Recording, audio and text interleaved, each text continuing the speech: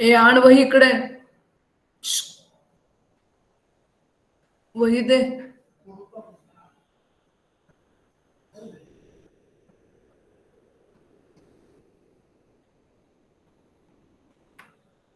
चला मी लेक्चर चालू करते.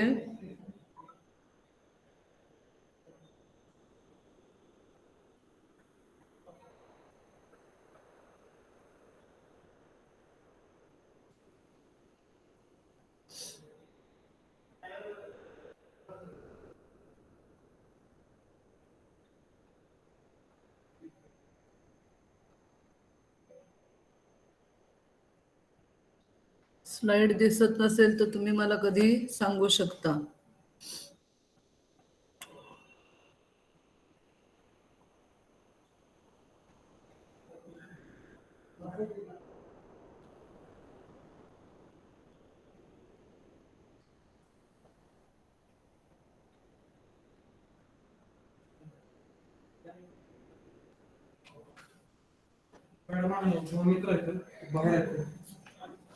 कुठं एक कामाला शिरवला एक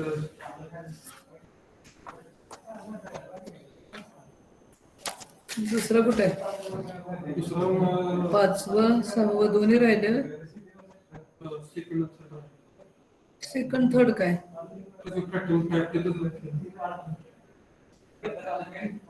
पाचवं पण राहिले आणि सहावी पण राहिली. तसं नसतं रे राहत. अख्खी परीक्षा द्यायला लागणार तुला ना. जर्नल वगैरे आहे का? सेमिनार दिलाय का? जर्नल पण नाही. कसं पास होणार सांग की?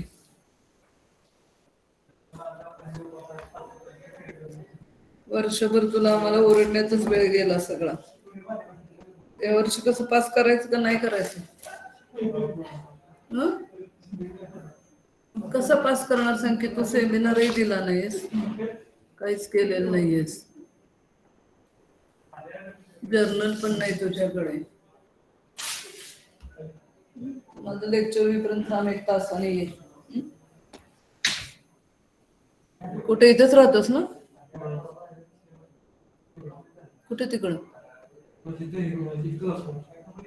इथंच आहेस ना साताऱ्यात? जा कॅन्टीनला जाऊन 1 तासभराने ये. दार लावून घे जाताना, म्हणून मी थांबले. मला बाहेरचा आवाज त्रास होतो. त्या मित्राने घेऊन जा खाली. मित्राने घेऊन जा, इथं आवाजाचा त्रास होतो.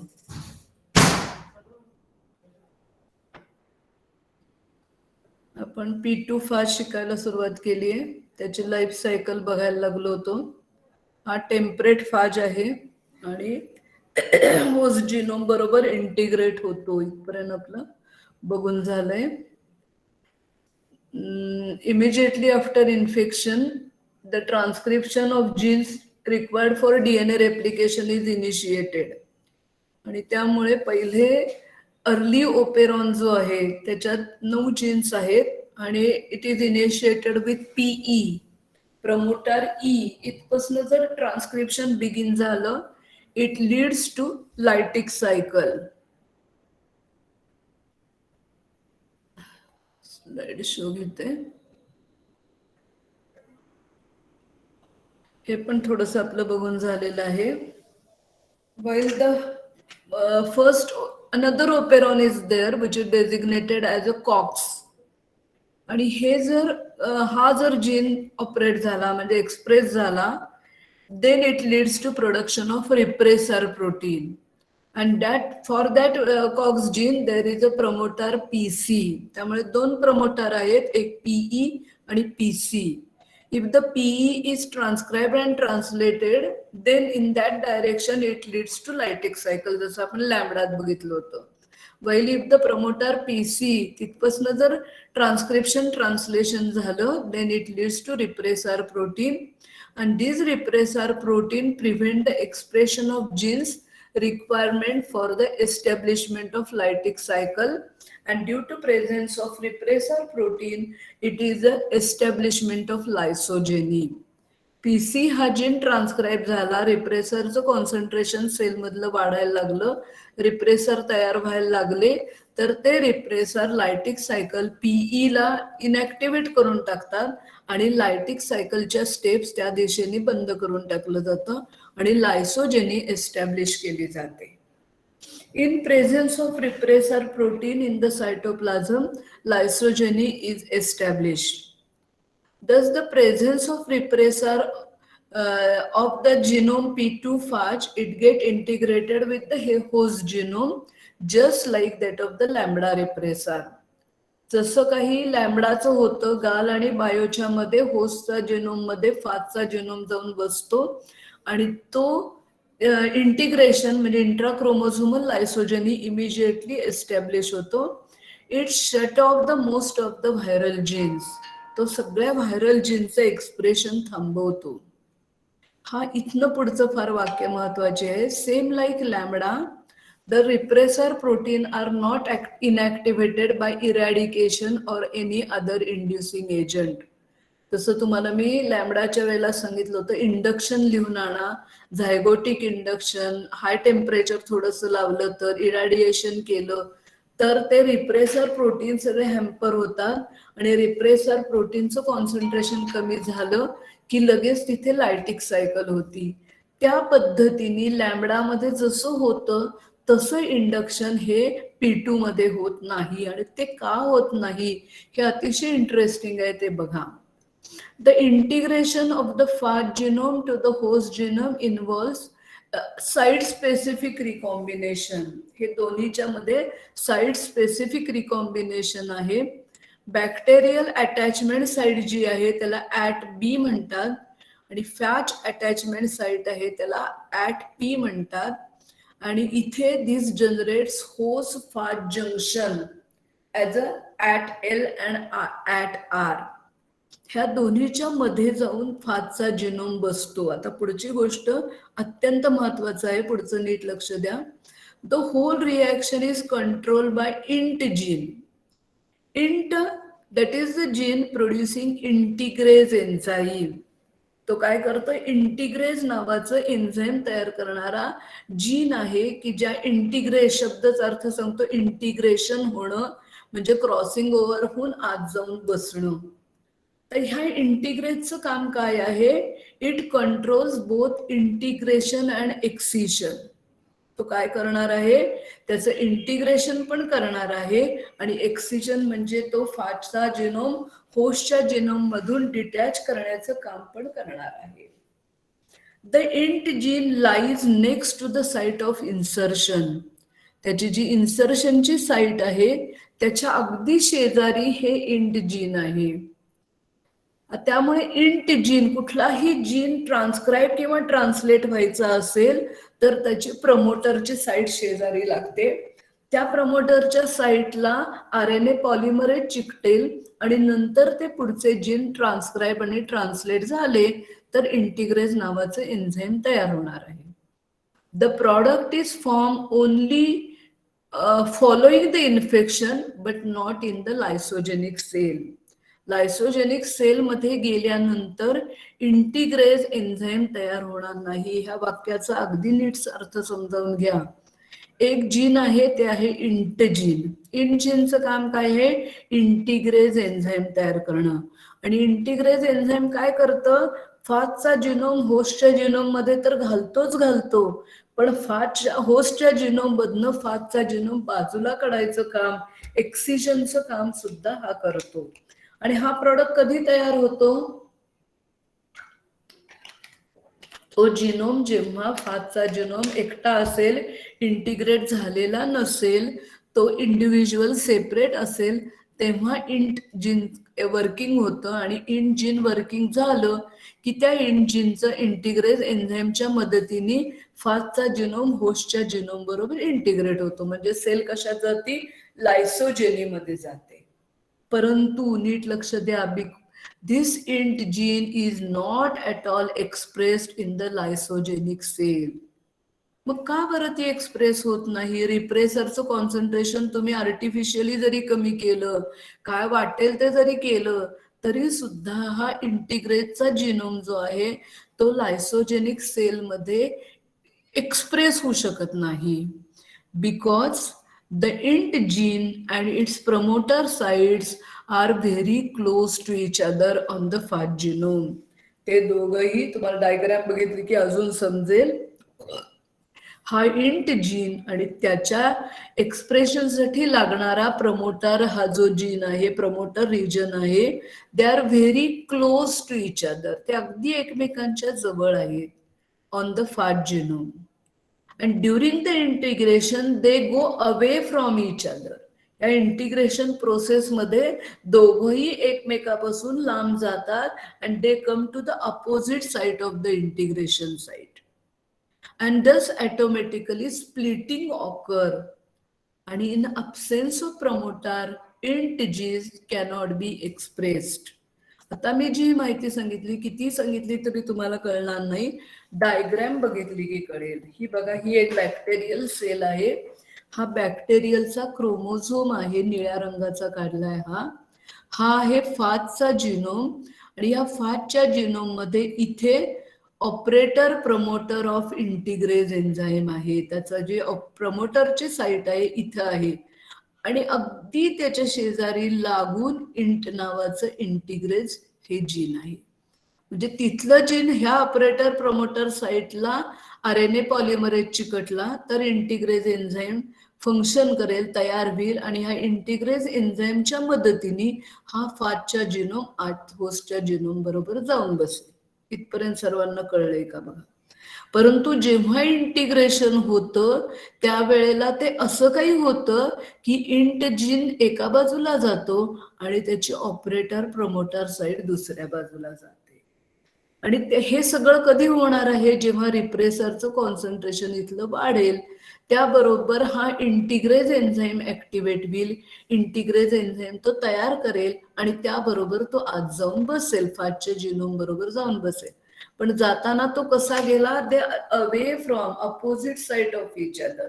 ते दोघं एकमेकापासून लांब लांब जाऊन पडले आणि त्यामुळे भले इथे RNA पॉलिमरेज जाऊन चिकटला, आता सगळे सेल मधले आपण रिप्रेसर काढून टाकलेत. ती सेल थोडीशी तापवली म्हणा, इरॅडिएशन केलं म्हणा आणि काही प्रयत्न केले म्हणा. ह्या प्रयत्नाने रिप्रेसर सगळे सेल मधले संपलेत आणि आता त्या लायसोजेनीचं लायटिक सायकल व्हायला पाहिजे आहे. पण ते का होत नाही? तर टाळी 2 हाताने वाजणार आहे. एक हात म्हणजे इंट जीन आणि दुसरा हात म्हणजे ऑपरेटर प्रमोटर साइट आहे त्याची. पण ती टाळी वाजायला दोघं एकमेकांच्या जवळ आले पाहिजेत. ऑपरेटर प्रमोटरला RNA पॉलिमरेज चिकटलं पाहिजे आणि मग ते एन्झाईम पुढे पुढे जाईल तर इंटिग्रेज एन्झाईम तयार होईल की ज्याचं काम नुसतं इंटिग्रेशनचं नाही तर एक्सिशनचं पण आहे. परंतु लॅम्बडामध्ये जसं काय होतं, रिप्रेसर तुम्ही काही जादू केली, रिप्रेसर निघून गेले की ते लायसोजेनीचं लायटिक मध्ये जातं. पण इथं मात्र होत नाही. याचं कारण काय आहे? ऑपरेटर प्रमोटर एका बाजूला गेलेत आणि इंट जीन दुसऱ्या बाजूला गेलेली आहे. आणि त्यामुळे काय होतं, हे लॅम्बडा सारखं ह्याचं कधीही इंडक्शन होत नाही, लायसोजेनिक टू लायटिक मध्ये जाऊ शकत नाही. मग ती कधी जाणार आहे? Release after super infection. हे या P2 मध्ये फार महत्वाचं आहे. लायसोजेनिक P2 phage cell can be induced to lytic cycle only after superinfection. Only after superinfection. त्याला अजून एका P2चं इन्फेक्शन जर झालं, सुपर इन्फेक्शन झालं, दुसरा एक फाज आत आला तर आणि तरच त्याचं इंडक्शन होऊ शकतं. तर आणि तरच लायसोजेनिक सेल ही लायटिक सायकल मध्ये जाऊ शकते. more than one prophage when inserted in the host genome, then the lysogeny of P2 phage intrinsically become unstable. Why? ते आपल्याला उत्तर द्यायचंय, मी देणार आहे तुम्हाला, परंतु कळलंय का बघा, एकाच बॅक्टेरियल सेलमध्ये, एका बॅक्टेरियल सेलच्या जिनोम मध्ये दोन एका वेळेला P2 फाजचे दोन जिनोम इंटिग्रेट जर झाले, दोन जिनोम एका वेळेला प्रोफाज स्टेट मध्ये जाऊन बसले, तर इमिजिएटली ती लायसोजेनिक सेल ही अनस्टेबल होती आणि ती लायटिक सायकल मध्ये जाते. कशी होते, डायग्राम बघितली की अजून कळणार आहे, माहिती बघूया. Reason is that when two prophages are join, एक फाज, पहिले इन्फेक्शन झालेल्या फाज P2 फाजचा जिनोम आणि दुसऱ्या वेळेला आलेला P2 फाजचा जिनोम, असे दोन फाजेस जे जिनोम आहेत, म्हणजे दोन प्रोफाज आहेत, दे आर जॉईन आणि तिथे complete int operon is stored. एका फाजचा इंट जिनोम आणि दुसऱ्या फाजचा ऑपरेटर प्रमोटर, अशा इंटॅक्ट ओपेरॉन तिथे आपोआप ऑटोमॅटिकली स्टोअर होतो. कसा, ही थोडीशी माहिती वाचूया आणि डायग्राम बघितली कळेल. The P2 phage has specific site of integration. Site त्यांची एकच आहे, दुसरीकडे कुठेही फाजच्या होस्टच्या जिनोमवर तो जाणारच नाही, तिथेच बसणार आहे, तिथेच शेजारी येणार आहे. And thus operator promoter site of one phage and int gene of the second phage come close to each other. म्हणजे एका फाजचा ऑपरेटर प्रमोटर साइट आणि दुसऱ्या फाजचा इंट जीन हे एकमेकांच्या जवळ येतील. and thus एकमेकास सहाय्य करू त्यांच्या मदतीने it result in the expression of int gene. int जीनचं एक्सप्रेशन होईल. इंट जीन इंटिग्रेज जरी एन्झाईम तयार करत असलं तरी ते दुसरंही काम करतं, एक्सिशनचं काम करतं, आणि मग दोन्ही फाजचे जिनोम होस्टच्या जिनोम पासून बाजूला पडतील, दोघही त्यांची लायटिक सायकल कंप्लीट करतील आणि इंडक्शन ह्या पद्धतीने होऊ शकतं. डायग्राम दाखवते म्हणजे कळेल. हा पहिल्या फाजचा ऑपरेटर प्रमोटर आहे, दुसऱ्याचा इंट आहे. हा एकटा असेल तेव्हा काम करूच शकत नाही. आणि आता दुसरं इन्फेक्शन झालेलं आहे, त्याला सुपर इन्फेक्शन म्हणायचं. ह्या सुपर इन्फेक्शन मध्ये operator promoter of one and int of the second हे अगदी एकमेकाच्या जवळ आले आणि त्यामुळे त्याचा ऑपरेटर प्रमोटर वापरून इंटिग्रेज म्हणजे एक्सिजन एन्झाईम तयार होईल आणि त्यामुळे ते दोन्ही जिनोम डिटॅच होतील आणि लायटिक सायकल कंप्लीट करतील. एरव्हीच्या जिनोम मध्ये, लॅम्बडाच्या जिनोम मध्ये ती सेल थोडीशी टेम्परेचर हाय केलं की रिप्रेसर प्रोटीन डिनॅचर व्हायचे, त्याचा इंटिग्रेज प्रोटीन एक्सप्रेस व्हायचं, इंटिग्रेज एन्झाईम, आणि लायसोजेनीचं लायटिक मध्ये कन्व्हर्जन व्हायचं, किंवा त्याला इरॅडिएशन केलं युव्हीनी तर प्रोटीन डिनॅचर व्हायचं आणि ते इंटिग्रेज तयार करायचे. बाकी कुठल्याही शक्य आहे, पण P2 फाज मध्ये एक इंट आणि ऑपरेटर प्रमोटर एकमेकापासून लांब जातात आणि ते एक्सप्रेस होऊ शकत नाहीत. पण सुपर इन्फेक्शन झाल्यावर मात्र operator promoter of one phage and integrase of the second phage, they come close to each other, and by combined effect of these two phage genome, they will produce the genes or enzymes necessary for excision, and then it results in the lytic cycle. And त्यामुळे आपण हा वाक्य इथे जे लिहिलेलं आहे, release after super infection, super infection झालं की ते रिलीज होऊ शकतं, अन्यथा होऊ शकत नाही. Like lambda phage, P2 phage induction can't be done by any another way. आताच मी सांगितलं, दुसऱ्या कुठल्याही मार्गाने त्याचं इंडक्शन होऊ शकत नाही.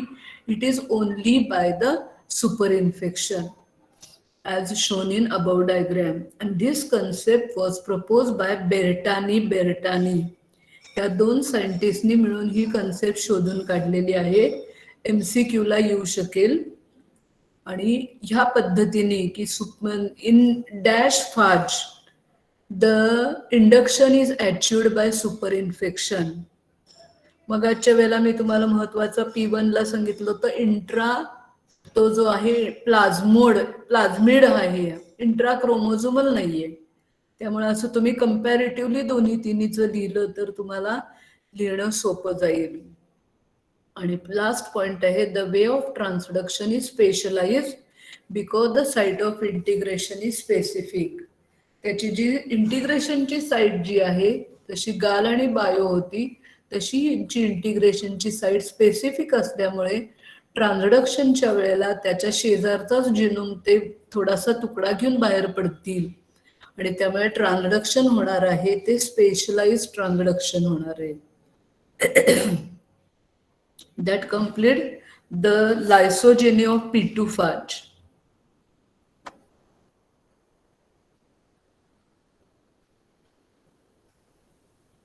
आता आपण लायसोजेनी ऑफ P22 phage बघूया.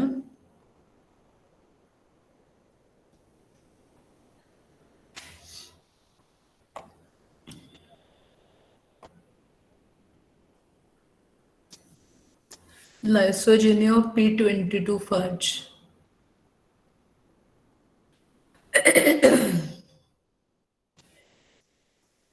सुद्धा Enterobacteriophage 22. It is phage in the Podoviridae family under the Cordoviral order and with bacteria as the natural host. तुम्हाला तिन्ही पैकी कशाचाही होस्ट विचारला जाईल. होस्ट स्पेसिफिसिटी म्हणजे रेंज जास्त असलेला फाज कुठला, स्पेसिफिक होस्ट जो आहे इकोला K12 लॅम्बडाचा, असं त्यांचं ठराविक तुमच्या लक्षात राहायला पाहिजे. आणि P22 फाज मध्ये Salmonella typhimurium is the host for P22 phage. Classification आहे group under group 1 that is having double stranded DNA, order Caudovirales म्हणजे टेल फाज आहे, छोटीशी टेल आहे त्याला. पोडोव्हिरिडी मध्ये ती अतिशय छोटी आणि नॉन कॉन्ट्रॅक्टाईल आहे. बाकीचे आपण बघितले त्यांची टेल लांब आहे आणि ती कॉन्ट्रॅक्टाईल होती. हे पोडोव्हिरिडी मध्ये टाकायचं कारण यांची व्हेरी शॉर्ट हे आहे टेल आहे आणि नॉन कॉन्ट्रॅक्टाईल टेल आहे.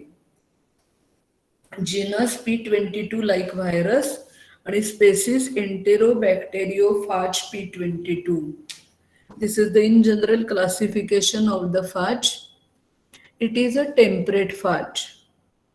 Polyhedral head having diameter 60 nanometer and very short tail with basal plate having 6 tail spikes. Tail pins म्हणतो तसे 6 tail spikes आहेत. मोठी बेसल हे नाहीये, टेल नाहीये आणि बेसल प्लेट जी अगदी आहे ती सुद्धा छोटी आहे. डायग्राम बघितली की तुम्हाला कळेल. एकदम छोटीशी टेल आहे आणि त्याचे टेल फायबर आणि हे टेल पिन्स आहेत त्याच्यामध्ये.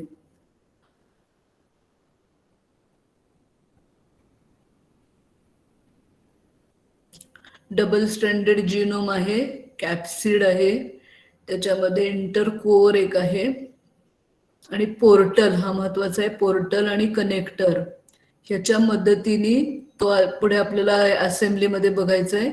तो तयार झाला की मग ते रिलीज होणार आहे जिनोम. त्याच्यातून एक पोर्टल किंवा छिद्र दिलेलं आहे हेड आणि टेलला जोडणार. त्याच्या मदतीने जिनोम बाहेर पडणार आहे, इंजेक्शन होणार आहे. Genome double stranded linear DNA present in icosahedral head. Double stranded linear DNA आहे आणि तो इकोसाहेड्रल हेड मध्ये आहे.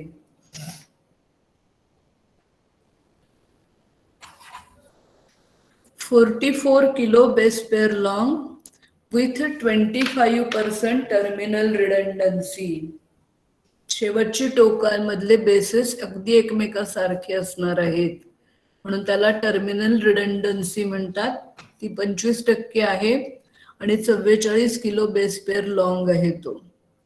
Genome is sequenced and 65 genes have been annotated. याच्यामध्ये सगळा जीन वाचून काढलेला आहे, माहिती आहे त्याच्यामध्ये, आणि 65 जीन आयडेंटिफाय केलेले आहेत. पुढचा पॉइंट महत्वाचा आहे. Analysis proved that P22 phage involve through extensive combination with other phages. त्याच्यामध्ये अनेक अदर फाजेसचं कॉम्बिनेशन होत म्हणजे ओरिजिनल फाजचं आता जिनोम म्हणजे हे आहे, त्याच्यामध्ये अनेक वेगवेगळ्या फाजच्या रिकॉम्बिनेशन होत त्याचा फाज तयार झालेला आहे. काही फाज हा P1चा असेल, काही P2चा असेल, अशा वेगवेगळ्या फाजच्या रिकॉम्बिनेशन मधून हा आत्ताचा तयार झालेला P22 फाज आहे. लाईफ सायकल ऑफ P22 फाज आपले आतापर्यंत बघितले त्या पद्धतीने सोपं आहे. Adsorption site of P22 phage is still spike protein, which is the product of 9 gene. वेगवेगळ्या प्रोटीन 9 वेगवेगळ्या जीन पासून हे जे स्पाइक्स तयार झालेले आहेत ते spikes they are the adsorption site. It also helps in penetrating the membrane of the host cell. Host सेलचं मेम्ब्रेन पेनिट्रेट करायला सुद्धा हे स्पाइक प्रोटीन मदत करतात. ऍडसॉर्प्शन आणि रिसेप्टर साइटचं म्हणजे रिसेप्टर साइट बरोबर कॉन्टॅक्ट करण्याचं काम पण करतीलच, परंतु मेम्ब्रेन मध्ये पेनिट्रेट करायला पण हे उपयोगाला येतात. The receptor site of is O antigen of lipopolysaccharide of outer wall layer of the Salmonella typhimurium. हा कसा आहे? ग्रॅम निगेटिव्ह बॅक्टेरिया आहे. सेल वॉल ही 2 लेअरची बनलेली आहे, इन्नर पेप्टिडोग्लायकॅन लेअर आणि बाहेर आउटर वॉल लेअर. त्याच्यामध्ये लिपोपॉलिसॅकराइड असणार आहे आणि ह्या लिपोपॉलिसॅकराइडचे 3 पार्ट आहेत, लिपिड ए, आर कोअर आणि ओ side chain.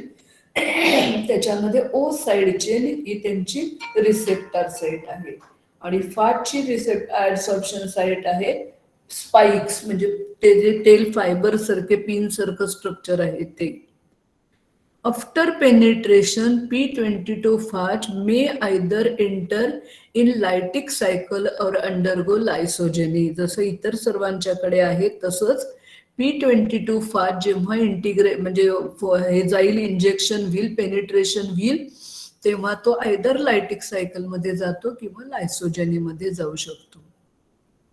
In the lytic cycle pathway, viral replication proceed immediately and release approximately 200 to 300 progeny phages by the lysis of the host cell within an hour. जर लायटिक cycle होणार असेल तर ह्या फाजच्या म्हणजे होस्टचं complete लायटिक cycle पूर्ण करतात आणि त्याच्यापासून 200 ते 300 फाजेस एका तासात तयार केले जातात. तुम्हाला 1 स्टेप ग्रोथ कर्व शिकवला असेल, त्याच्यामध्ये बर्स्ट साईज ही कन्सेप्ट शिकवलेली असेल तर हे तुम्हाला कळेल की फाजेस पासून 200 ते 300 एका फाज पासून 200 ते 300 प्रोजेनी फाजेस रिलीज होतात. However, in the lysogenic pathway, the first phage chromosome integrates with the host chromosome and passes to the daughter cells through cell division and form a clone of infected lysogenic cell. जर समजा लायसोजेनिक pathway मध्ये ह्यात सांगण्यासारखं काही नाहीये तर फाजचा genome होस्टच्या genome बरोबर इंटिग्रेट होतो, तो होस्टच्या जिनोम बरोबर रेप्लिकेट होईल आणि प्रत्येक डॉटर सेलला फाजचा जिनोम मिळत जाईल आणि अशा पद्धतीने एक लायसोजेनिक सेलचा क्लोन, एक मोठा गठ्ठा आपल्याला मिळतो. आता पुढच्या गोष्टी जरा थोड्याशा वेगळ्या आहेत, नीट लक्ष द्या. The primary factor controlling the lytic and lysogeny is the multiplicity of the infection. म्हणजे काय ते बघूया. मल्टिप्लिसिटी ऑफ इन्फेक्शन ह्याला इन शॉर्ट MOI म्हणतात. High MOI favours the lysogeny while low MOI favors the lytic cycle. त्याची multiplicity of infection म्हणजे अनेक फाजेसचं जर इन्फेक्शन झालं, हाय झालं, तर ते लायसोजेनी फेवर करतं आणि लोच असेल तर त्याला लायटिक सायकल फेवर होते. आता ह्याच्या पुढच्या गोष्टी महत्वाच्या आहेत. P22 phage shows intrachromosomal type of lysogeny. The site of integration is between gene A and gene C, which are the structural genes coding amino acid proline. त्यांच्यामधली इंटिग्रेशनची साईट ही 110% फिक्स आहे. ती प्रोलिनच्या जीनच्या मधला जीन ए आणि gene C च्या मध्ये आहे, की जे प्रोलिन तयार करणारं जीन आहे. अगदी rarely it may integrate at another site. कधीतरी ते दुसऱ्या कुठल्याही साईटवर पण इंटिग्रेट होऊ शकतात. Lysogenic process due to accumulation of repressor protein and it leads to integration of the genome into the host. Lysogenic process कशामुळे? आपल्याला आता हे पाठ झालेलं आहे. लायसोजेनिक प्रोसेस कंटिन्यू होते due to accumulation of repressor protein, आणि त्या रिप्रेसर प्रोटीनच्या प्रेझेन्स मध्ये ते लायसोजेनी होती आणि तो फाजचा जिनोम होस्टच्या जिनोमवर इंटिग्रेट होऊन आत प्रोफाज स्टेटला जातो. आणि this repressor protein is produced by C2 gene. आपण आतापर्यंत लॅमडा किंवा इतर सगळीकडे बघितलं. C2 gene is producing repressor. But in P22 phage, along with the C2 gene, following genes are responsible for establishment of lysogeny. Lysogeny establishment करायला इतर सर्वांकडे फक्त रिप्रेसर तयार करणाऱ्या C2 जीनचा रोल होता. एकदा का रिप्रेसर प्रोटीन C2 जीननी तयार झाले की तो लगेच लायसोजेनी मध्ये जात होता. परंतु इथे मात्र काय आहे, हा जो C2 जीन आहे तो एकटा ते काम करू शकत नाही, त्यांना इतर काही जीनची मदत घ्यावी लागते. तर आपण बघूया C2 producing repressor protein. C1 gene product is needed for expression of C2 and int gene. C1 असा प्रोडक्ट तयार करतो की ज्याच्यामुळे C2 चं एक्सप्रेशन होतं आणि इंटचं पण. इंट जीन तयार झाला की इंटिग्रेस तयार होणार आणि मग फाजचा जिनोम होस्टच्या जिनोम बरोबर आत जाणार. आणि हा C1 हा C2 ला परत मदत करतो, स्टिम्युलेट करतो. त्याची गरज आहे तिथे C1 ची. आणि ह्या C1 जीनमुळे C2 हा एक्सप्रेस होतो. तो एक्सप्रेशन झाले की रिप्रेसर प्रोटीन तयार होतो. तसंच तो इंटिग्रेज एन्झाईम पण तयार करतो. while the C3 gene product is needed for expression of C2.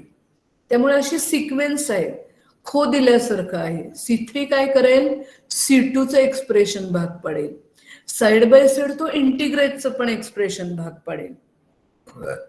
C1 काय करेल, C2 चं एक्सप्रेशन भाग पडेल आणि तो इंटिग्रेटचं. म्हणजे हे C1 आणि C3 दोघांच्या मदतीने C2 जीनचं एक्सप्रेशन आणि इंट जीनचं एक्सप्रेशन होणार आहे. एकटा C2 असला तरी तो त्याचं एक्सप्रेशन करू शकत नाही, त्याचा रिप्रेसर प्रोटीनचा प्रोडक्ट तयार होऊ शकत नाही. Thus C2 gene produces repressor protein with auxiliary genes of C1 and C3.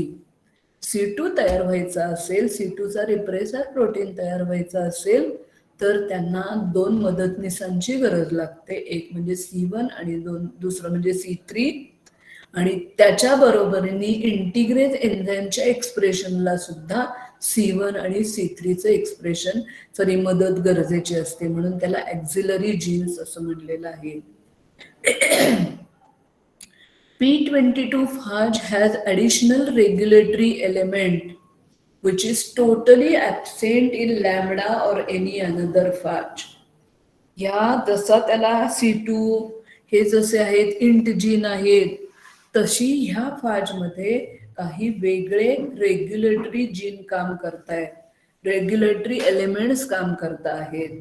कसे आहेत बघा. पहिला is the ant gene. Ant gene is producing the product which is called as the anti-repressor, which neutralizes the effect of repressor. And due to presence of ant gene, the repressor are neutralized and the lytic cycle is produced. म्हणजे जिथे लायसोजेनी थांबेल आणि लायटिक सायकलला ती मदत करेल. Repressor आहे तोपर्यंत लायसोजेनी, पण रिप्रेसर नसेल, रिप्रेसर डिनॅचर झालं, न्यूट्रलाइज झालं, त्याचं काम करेन असं झालं की लायसोजेनी टू लायटिक सायकल. आणि त्यामुळे ह्या फाजमध्ये अजून एक जीन आहे, एक्स्ट्रा जीन आहे, which is called as the and gene producing anti repressor. आणि हा अँटी रिप्रेसर काय करतो, रिप्रेसर प्रोटीनचं काम जे आहे त्याचा इफेक्ट जो आहे तो न्यूट्रलाइज करायचं काम करतो. आणि त्या अँड जीनच्या एक्सप्रेशन जर झालं तर लायटिक सायकल फेवर होते. त्याच्याही अजून पुढे एक जीन आहे which is called as the MNT म्हणजे मेंटेनन्स जीन. मेंटेनन्स जीन काय करतो, द प्रॉडक्ट जो आहे this maintenance gene inhibit or repress the anti repressor protein effect. म्हणजे रिप्रेसर C2 प्रोटीन तयार करणार, तो रिप्रेसर प्रोटीन तयार करायला त्याला C1 आणि C3 ची मदत लागणार. त्याच्याच बरोबरीने इंटिग्रेज एन्झाईम तयार करायला C1 C3 मदत करणार. आता ही नॉर्मल केस झाली, पण त्याच्याही पलीकडे जाऊन ह्यांच्याकडे अँटी रिप्रेसर एक जीन आहे, आंट जीन आहे. आंट जीन काय करेल, हा जो रिप्रेसर तयार होतोय त्याला घालवेल खाली. रिप्रेसर गेला, न्यूट्रलाइज झाला की लगेच लायटिक सायकल एस्टॅब्लिश होऊन जाईल. परंतु त्याच्याही वर चढ अजून एक आलाय, तो म्हणजे MNT जीन, मेंटेनन्स जीन. हा मेंटेनन्स जीनचा प्रॉडक्ट काय करेल, अँटी रिप्रेसरचा इफेक्ट घालवेल. अँटी रिप्रेसरचा इफेक्ट गेला रे गेला की रिप्रेसर ऍक्टिव्हेट होईल. रिप्रेसर ऍक्टिव्हेट झाला रे झाला की लायसोजेनी मेंटेन होईल, म्हणून त्याला मेंटेनन्स जीन म्हटलंय. या 3-4 गोष्टी वेगळ्या आहेत, नवीन आहेत, कळल्या का बघा. परत एकदा लक्ष द्या. आपण बघूया इथे यांच्याकडे रिप्रेसर प्रोटीनच्या प्रेझेन्स मध्ये काय होणार आहे, लायसोजेनी एस्टॅब्लिश होणार आहे. C2 रिप्रेसर प्रोटीन तयार करणार आहेत, ह्याच्याबद्दल कुठंच दुमत असायचं कारण नाही. सगळ्या फाजमध्ये C2 रिप्रेसर प्रोटीन तयार करतात. परंतु C1 आणि C3 असे 2 जीन्स आहेत की ज्यांच्या प्रॉडक्टच्या मदतीने C2चे एक्सप्रेशन हे हेल्प केलं जातं. आणि बरोबरीने इंट जीन सुद्धा म्हणजे इंटिग्रेज एन्झाईम तयार करायला सुद्धा ह्या दोघांचा प्रेझेन्स गरजेचा असतो. त्यामुळे C2 जीन हे रिप्रेसर प्रोटीन कसे तयार करतात, with the auxiliary jeans of C1 and C2. हा पॉइंट इथं संपला. आता जो P2 फाज आहे त्यांच्याकडे अजून एक रेग्युलेटरी एलिमेंट आहे की ज्याला अँट जीन म्हणतात, की जो हा रिप्रेसरचा इफेक्ट घालवणारं काम करतो, अँटी रिप्रेसरचं काम करतो. अँटी रिप्रेसर काय करेल, रिप्रेसरला हिडन करेल, रिप्रेसरला इनऍक्टिव्हेट करेल. रिप्रेसर इनऍक्टिव्हेट झाले की लायटिक सायकल. आता रिप्रेसरच्या प्रेझेन्समुळे रिप्रेसर अँटी रिप्रेसरच्या प्रेझेन्समुळे रिप्रेसर काम करत नाहीये आणि लायटिक सायकलकडे तो वळायला लागलाय. त्याला परत घालवायला मेंटेनन्स जीन आहे, MNT जीन. हा काय करेल, हा अँटी रिप्रेसरचा इफेक्ट घालवेल. अँटी रिप्रेसरचा इफेक्ट गेला की रिप्रेसर वाढेल. रिप्रेसर वाढले की लायटिक सायकल टू लायसोजेनी, आणि ही लायसोजेनी मेंटेन होते, लायसोजेनी ही एस्टॅब्लिश होते. म्हणून हा MNT ला मेंटेनन्स जीन म्हणलंय. Maintenance of the lysogeny. Anti repressor it has no role in the lytic cycle of P22. म्हणजे अँटी रिप्रेसर आहे म्हणून त्याला लायटिक सायकल मध्ये काही मदत होते का, तर मग होत नाही. फक्त त्याच्या प्रेझेन्स मध्ये लायसोजेनी होणार नाही, लायटिक सायकल फेवर करेल. Same can neutralize the repressor of some other phages like lambda. मग कुठलाही एक्स ऑर्गॅनिझम आहे त्याला लॅम्बडाचं इन्फेक्शन झालेलं आहे आणि त्याच्या बरोबरीने P22 जर झालं असेल तर P22 नी तयार केलेले अँटी रिप्रेसर लॅम्बडाच्या रिप्रेसरला पण इनहिबिट करतील किंवा न्यूट्रलाइज करतील आणि लॅम्बडा लायटिक सायकल मध्ये जाऊ शकतो. असं हे अँटी रिप्रेसरचं काम आहे, पण लायटिक सायकल मध्ये त्याचं काही रोल नाही. In the influence of anti-repressor, prophage detach from the chromosome and it enter in the lytic cycle. त्याच्या इन्फ्लुएन्समुळे, अँटी रिप्रेसरच्या कामामुळे, त्याच्या इफेक्टमुळे रिप्रेसर इनॅक्टिव्हेट झाल्यामुळे प्रोफाज जो आहे त्या होस्टच्या जिनोम पासून डिटॅच होईल आणि तो लायटिक सायकल मध्ये जाईल. And in this way it will enter in the lytic cycle. The phage genome replicates to form many copies. These copy they are engaged to form structural capsid protein and the assembly begins. एकदा का तो फाजचा genome होस्टच्या genome बरोबर detach झाला की त्या फाजच्या जिनोमच्या copies काढल्या जातील, रेप्लिकेशन केलं जाईल आणि ते प्रत्येक कॉपी काय करेल, स्ट्रक्चरल कॅप्सिड प्रोटीन तयार करायला लागेल आणि मग असेंब्ली सुरुवात होईल. आता असेंब्ली कशी होती नीट लक्ष द्या. P22 first produce pro-capsid and then packages with the DNA. तो कॅप्सिड अगदी तयार होत नाही डायरेक्ट, तर एक प्रो कॅप्सिड तयार होतो. कॅप्सिड सारखं त्याचा प्रायमरी स्टेजचं capsid, pro capsid. About 250 molecules of scaffolding protein in the pro-capsid assembly ते तिथे काम करतात, but they release during DNA packaging. तर स्काफोल्डिंग बद्दल मी तुम्हाला कधी सांगितले की नाही मला आठवत नाही, पण बहुतेक सांगितलं असेल. स्काफोल्डिंगचं काम काय आहे मी तुम्हाला सांगितलं होतं. स्लॅब आपल्याला टाकायचा आहे तर असा आधांतरी स्लॅब टाकता येत नाही. तिथं काय केलं जातं, वर्ण लोखंडी असे पत्रे लावले जातात आणि त्याच्या खाली त्याला आधाराला मोठे मोठे बांबू लावले जातात. आणि एकदा का तो पत्र्याचा वर्ण बेस तयार झाला की त्याच्यावर कॉन्क्रीट ओतून स्लॅब तयार होतो. आणि एकदा स्लॅब तयार झाला की हे स्काफोल्डिंगचे जे पत्रा आणि खालचा लोखंड लाकडी हे आहे बांबू तो काढून टाकला जातो. मग स्काफोल्डिंगचं काम काय आहे, त्या पद्धतीने करणं. ते स्काफोल्डिंगचं पुढे नंतर काही काम नाहीये, पण 250 वेगवेगळे स्काफोल्डिंग प्रोटीन जे आहेत ते कॅप्सिडच्या असेंब्लीला मदत करतात, but they release during DNA packaging. Scaffolding proteins are repeatedly use. म्हणजे आता ही बिल्डिंग बांधली, आता आपलं तुम्ही YC कॉलेजमध्ये बघत असाल ती मोठी बिल्डिंग बांधायचं काम चाललंय. पहिला स्लॅब पडला त्यावेळेला जे काही त्यांनी पत्रे आणि जे बांबू वापरले ते दुसऱ्या स्लॅबला, तेच तिसऱ्या स्लॅबला. काही प्रत्येक वेळेला नवीन आणणं कुणालाच कुठल्याच बिल्डरला परवडणार नाही. म्हणजे हे रिपीटेडली वापरले जातात विदाउट डिनॅचरेशन. आणि हे कुठपर्यंत, अप टू 5 राऊंड्स. हे स्काफोल्डिंग प्रोटीन 5 राऊंड पर्यंत परत परत वापरले जातात. They work as a catalyst. म्हणजे त्याला ठराविक जो शेप येतो हे प्रो कॅप्सिडचा, for that purpose it work as a catalyst. Meanwhile, double stranded DNA undergoes repeated replication cycle. मग अशा सांगितलं अनेक वेळेला रेप्लिकेशन होऊन कॉन्कॅटामर तयार होतो, multiple length of the phage genome. Gene product 4, 10 आणि 626 they are needed for DNA packaging. This protein works as, म्हणजे हा स्काफोल्डिंगच्या मदतीने प्रो कॅप्सिड तयार झालाय, स्काफोल्डिंगचं काम संपलं. हा जो इकडे कॉन्कॅटामर तयार झालेला आहे त्याचं आता पॅकेजिंग करणं, त्याच्या आत कॅप्सिड मध्ये घालायचं काम करायला लागणार आहे. त्यासाठी जीन प्रोडक्ट 4, 10 आणि 26 दे आर नीडेड. ते काय काम करतात, plugging the hole on the pro capsid and then DNA can enter. आता हा कॅप्सिड जे तयार झालेलं आहे त्याच्यात जर भोकच नसेल आत घुसायला तर त्या DNA एंटर करण्यासाठी ते प्लग करतात, एक होल तयार करतात. After packaging the protein polymerize into newly filled capsid to form a neck of the mature phage through which द DNA is injected in the new host. आता हा DNA आत जाऊन बसला, परंतु नेक्स्ट सायकलच्या वेळेला तुम्हाला मग अशा डायग्राम मध्येच दाखवलं होतं, एक छोटीशी नेक आहे त्याला, की ज्या नेकच्या मदतीने तिथनं बरोबर तो नवीन होस्टला इन्फेक्शन केल्यानंतर तो DNA तिथनं बाहेर पडणार, इंजेक्ट होणार आणि नवीन होस्टमध्ये घुसेल. त्यामुळे पहिली होल तयार करेल, DNA एंटर होईल.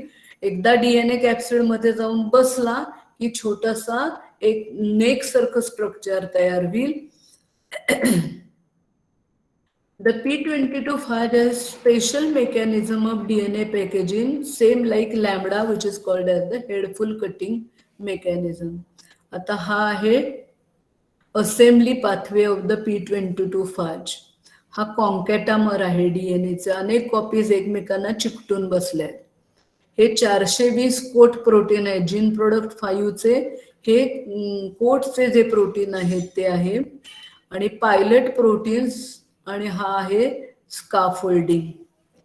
सॉरी, हे स्काफोल्डिंग आहेत 312 पोर्टल प्रोटीन आहेत. इथे बघा, हा पोर्टल, हे जे छिद्र तिथे घालायचं आहे, आणि हे पायलट प्रोटीन आहेत. या पद्धतीने ह्यांची असेंब्ली व्हील एकमेकांमध्ये जातील. स्काफोल्डिंगचं काम रिकामं व्हील, स्काफोल्डिंग रिसायकल व्हील.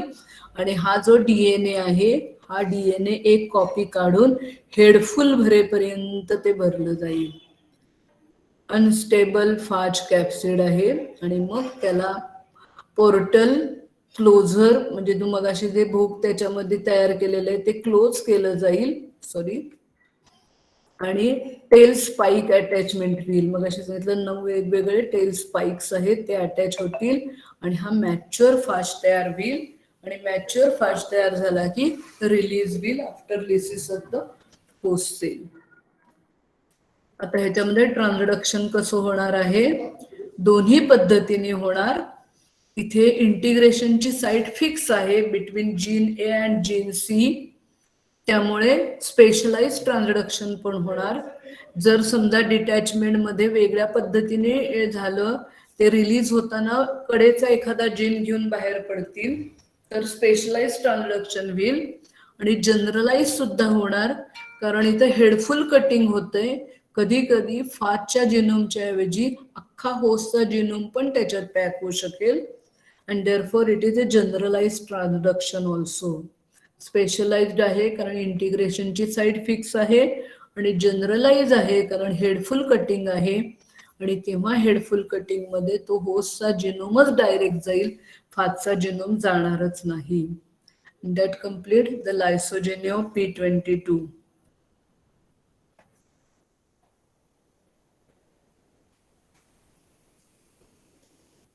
चोवीस जणच आहेत. अजून एक छोटासा पॉइंट आहे.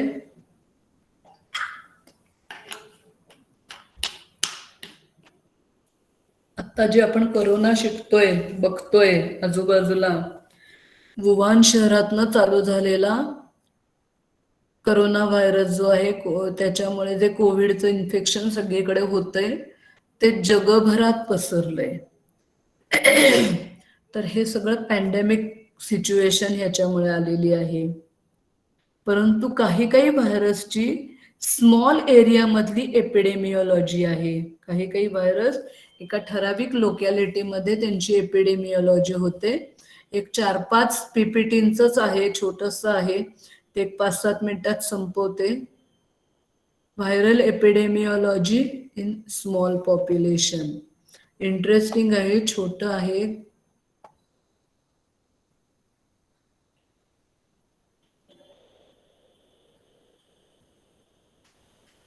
Viral epidemiology in small population.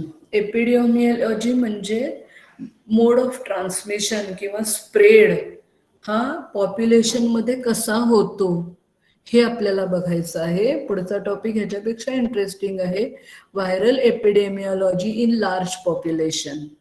पण आता आपण बघणार आहोत आजच्या लेक्चरला, माझं गुरुवारी लेक्चर आहे त्यावेळेला लार्ज पॉप्युलेशन सांगेल. हे स्मॉल पॉप्युलेशन मध्ये व्हायरस कसा पसरतो तो आपल्याला बघायचा आहे. अतिशय इंटरेस्टिंग आहे. The occurrence of mild respiratory infection such as common cold, म्हणजे ज्याला आपण नेहमी फ्ल्यू म्हणतो, कॉमन कोल्ड जो आहे, in an isolated community, it provides a classical example of process of virus extinction. व्हायरसचं निर्मूलन झालेलं आहे, होऊ शकतं, व्हायरस एक्सटिंक्ट होऊ शकतो, ह्याचं हे क्लासिकल एक्झाम्पल आहे. एखाद्या छोट्याशा कम्युनिटीमध्ये तो व्हायरस येतो आणि तिथनं त्याचं निर्मूलन होतं, तो व्हायरस एक्सटिंक्ट होतो, बाहेर निघून जातो. ह्याचं हे अत्यंत सुंदर उदाहरण आहे. Following is the classical study of epidemiology of respiratory illness in an isolated fishing and mining population of Spitzenberg Island in an Arctic Ocean. Arctic ocean मध्ये स्पिट्झनबर्ग आयलंड आहे. त्या आयलंड मध्ये तिथे राहणारे जी लोक आहेत की ज्यांचा मेन बिझनेस आहे, त्यांचं उपजीविकेचं साधन आहे फिशिंग आणि मायनिंग, खाणीमधलं काम आणि मासेमारी, ह्या दोन कामामध्ये जी लोक गुंतलेली आहेत, अशा छोट्याशा कम्युनिटीमध्ये त्याचा व्हायरस कसा स्प्रेड होतो आणि तो कसा एक्सटिंक्ट होतो हे त्याचं अत्यंत उदाहरण आहे सुंदर. हा जो भाग आहे तुम्हाला कळते, आर्क्टिक अंटार्क्टिक हा नेहमी बर्फाच्छादित प्रदेश आहे. तिथं ती लोक कशी राहतात परमेश्वराला माहिती. मला आत्ताची थंडी सहन होत नाही. मग हे जे आहे तिथे आपली जी आपल्यासारखी लोक आहेत, भले काही सायंटिस्ट आहेत, हे 12ही महिने राहू शकत नाहीत, जाऊ शकत नाहीत. मग ते काय होतं, every year a team of scientists and other workers visit the Antarctic research station at the beginning of Antarctic summer. तिथला उन्हाळा जेव्हा येईल त्या वेळेला आपल्या ह्या भागातून, अमेरिकेतून, रशियातून, भारतातून असे काही सायंटिस्ट आणि काही वर्कर हे दरवर्षी तिथे कामासाठी रिसर्च करायला जातात. एक टीम तिथं पोहोचते. With the first boat arriving in spring or in summer, मग आपली एक 25-30 माणसं समजा तिथे पोहोचली की ते जाताना आपल्या बरोबर काय घेऊन जातात, दे ब्रिंग द कोल्ड. ते त्या कॉमन कोल्डचा, तो व्हायरसचा इन्फेक्शन ते घेऊन जातात. And to the infect the residential population. बोटीवरच्या एखाद्या माणसाला जर थोडासा कॉमन कोल्ड म्हणजे सर्दी खोकला झालेला आहे, इन्फ्लुएन्झा झालेला आहे, तर ते इन्फेक्शन तिथं जी काही कम्युनिटी आहे, काय 10-15-20 हजार पॉप्युलेशन आहे, 25-30 हजार पॉप्युलेशन आहे, त्याला तो प्रसाद वाटला जातो. आणि immediately the virus is communicated to the from the crew and passengers and a mini epidemics of. एक छोटीशी साथ येते तिथे, मिनी एपिडेमिक. एक त्या कॉमन कोल्डचा, त्या फ्ल्यूचा, त्याचा एक छोटीशी साथ तिथे येते, मिनी एपिडेमिक होतो. As the virus passes through out the population, the resistance is built up. त्या सगळ्या पॉप्युलेशन मध्ये तो व्हायरस पसरेल आणि त्या व्हायरसच्या अगेन्स्ट त्या पॉप्युलेशन मध्ये रेझिस्टन्स डेव्हलप होतो आणि infection cases start to decline. थोड्या दिवसातच इन्फेक्शनच्या केसेस हळूहळू कमी होतो, कारण त्या व्हायरसच्या अगेन्स्ट प्रत्येकाच्या शरीरात अँटीबॉडी तयार झालेले आहेत आणि त्या व्हायरसचं तिथं अस्तित्व हळूहळू कमी व्हायला लागतं. Infection cases start to decline. But when the scientists stop arriving with onset of winter, the prevailing respiratory disease complete their course. मग आता 2021च्या समर मध्ये गेलेली बोट जी आहे ती जेव्हा ती 5-6 महिने 2-4 महिने तिथे राहील, त्या वेळेपर्यंत तिथल्या सर्व लोकांना त्या बोटीमधून आलेल्या जे काही तिथे बोट चालवणारा क्रू किंवा ती जे पॅसेंजर होते, जे सायंटिस्ट होते, बरोबर वर्कर नेलेले होते, त्यांच्याकडनं दिलेला जो प्रसाद आहे त्या प्रसादामुळे झालेला डिसीज हा कोर्स त्याचा सगळा कंप्लीट होतो आणि नंतर तो डिसअपिअर होऊन जातो. Thus, following last boat communication, the number of cases declines or almost nil. त्याच्यानंतर पुढचा उन्हाळा येईपर्यंत मधल्या काळामध्ये तिथे त्या पद्धतीच्या आजाराची केसेस अतिशय कमी किंवा नाहीच असं म्हणलं तरी चालेल.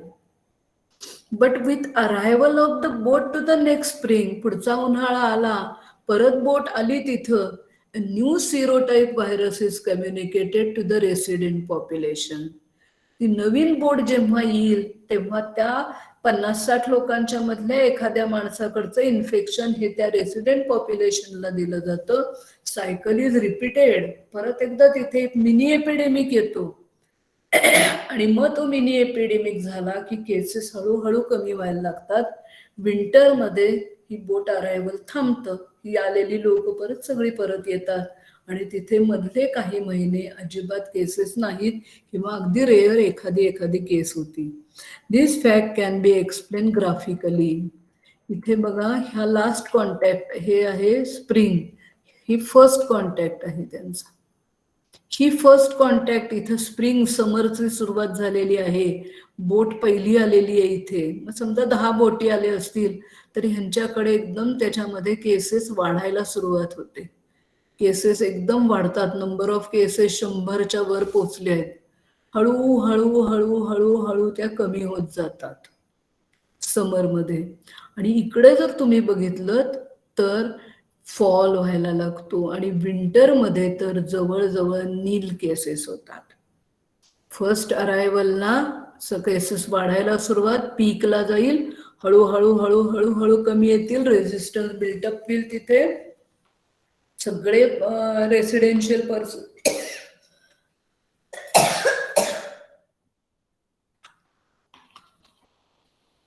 त्यांना सगळ्यांना त्यांच्या शरीरात अँटीबॉडीज तयार होतील.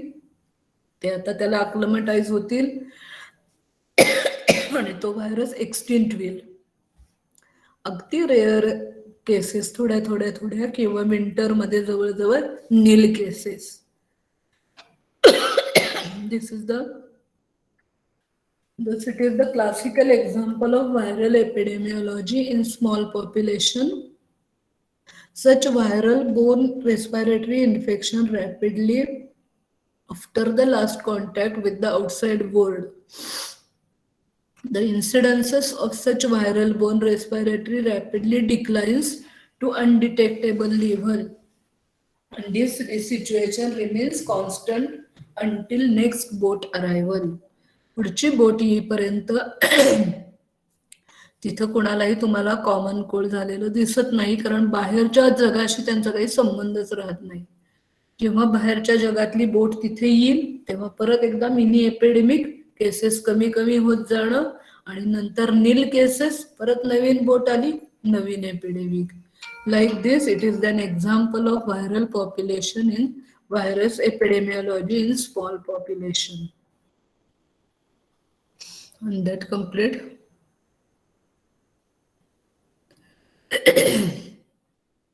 आता एक 2-3 छोटे छोटे पॉइंट माझ्याकडनं. Viral epidemiology in large population एक राहिलाय आणि अॅनिमल मॉडेल, असे 2 पॉइंट शिकवायचे राहिलेले आहेत. माझं एक गुरुवारचं लेक्चर आणि शनिवारचं वगैरे लेक्चर घेऊन या आठवड्यात संपवीन.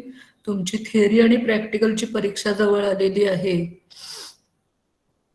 कल्पना आहे ना तुम्हाला? अरबाज झोपला का? नाही मॅडम आहे. अभ्यास आता करा. याच्या नोट्स तुम्हाला आता काय तुम्ही स्क्रीनशॉट घेतलेत, नोट्सची गरज आहे का नाहीये? आहे मॅडम, पाठवा प्लीज. पाठवते. कुठल्या कुठल्या मिळाल्या नाहीत तेवढं मला तुम्ही हे करा, एक व्हॉट्सअपला मेसेज करा, मग उरलेले मी पाठवते. चालेल, आता थांबते मी. आणि बरेचसे मेंबर नाहीत, फक्त 24 आहेत, 9 मेंबर नाहीयेत. जरा कल्पना द्या त्यांना. असं सिलेबस संपवायची आमची घाई चाललेली आहे. चालेल, थांबते आता मी.